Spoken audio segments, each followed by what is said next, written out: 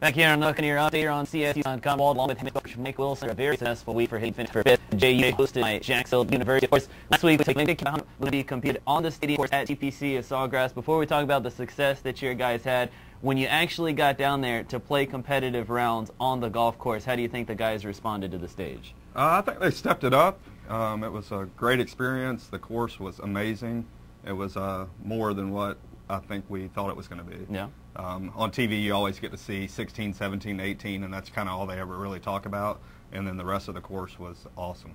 I mean, every hole was pretty challenging. And for that matter, the field was very challenging. 3 teams in Golf Week's top 40 rankings to finish tied for 5th in a 15-team field. I know that's got to make you feel good about what the rest of the year might hold. Yeah, we're pleased with the result. Obviously, we'd like to win. We're kind of taking baby steps, working up that ladder. I think we saw where we can compete with pretty much anybody in the country, and now we just have to keep working at it. Kelvin Day finished in 2nd place by himself, only 2 shots back. Had he listened to me last week and not hit it in the water on 17 on day 1, he might have tied for medalist honors. But still, for Kelvin to finish 2nd in such a loaded field, he's proven once again that he's one of the best players in the Big South Conference, and perhaps now people will take note of him being one of the best players in the entire region. Yes, he's definitely stepping up. I believe his stroke average now is 72.9, and playing a course like that, it actually didn't go up, so which is pretty nice. And 1 shot out of the lead, and I think there was 5 guys in the top 100 in that field, so he got 4 victories there. And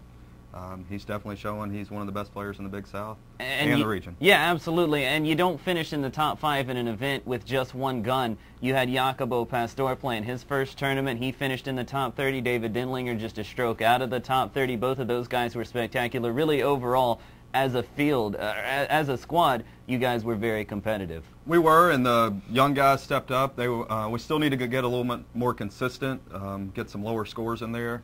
It's a learning process, and you know, golf, it's learning all the time, so we're still working on that. And always trying to get your strokes lower. Now, tell me, what's it like when you finally got to that 17th hole? I know it wasn't the 17th hole that you guys played, started on the back 9, but when you get to the 17th and you watch your guys compete on a hole like that, what's it like for them and what's it like for you? I'm sure it's got to be pretty nerve-wracking. You know, it's kind of, you're trying not to think about 17, and we started on holes 9, 10, and 11, and you know, you're getting around 15, 16, and it's kind of creeping in my head. I'm sure it's creeping in the player's head. And then when you get there, it's just, you know, we just talk about being focused on the shot that's in front of you.